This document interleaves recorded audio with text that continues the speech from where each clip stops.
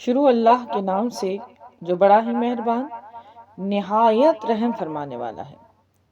آسمانوں اور زمین میں جو کچھ ہے وہ سب اللہ کی تسبیح کرتے ہیں، جو مالک ہے، جو نہایت پاک و پاکیزہ اور عزیز و حکیم ہے۔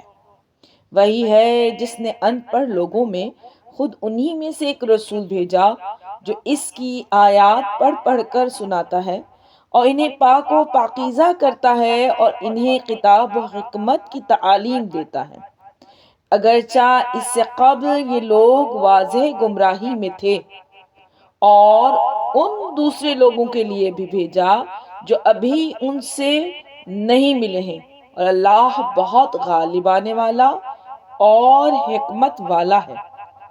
یہ اللہ کا فضل ہے، جسے چاہتا ہے وہ عطا کرتا ہے، اور اللہ بڑے فضل والا ہے۔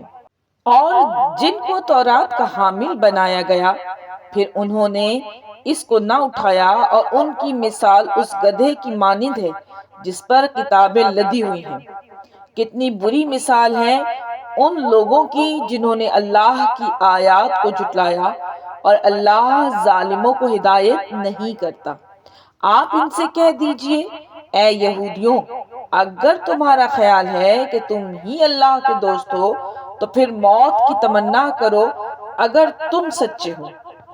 اور یہ اپنے ہاتھوں جو اعمال آگے بھیج چکے ہیں، اس کے سبب موت کی تمنا ہرگز نہیں کریں گے، اور خدا تو ظالموں کو اچھی طرح سے جانتا ہے۔ کہہ دیجئے کہ یہ موت جس سے تم بھاگتے ہو، اس کا تمہیں ہر صورت سامنا کرنا ہوگا۔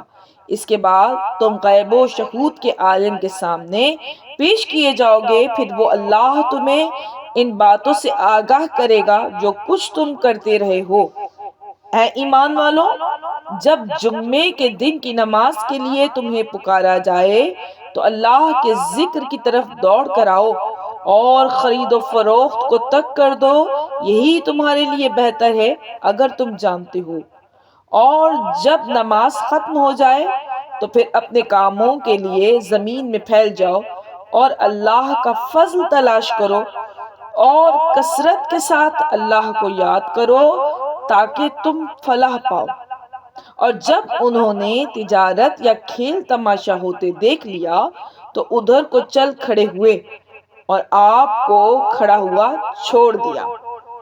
آپ ان سے کہہ دیجئے، جو کچھ اللہ کے پاس ہے وہ کھیل تماشے اور تجارت سے بہتر ہے، اور اللہ بہترین رزق دینے والا ہے۔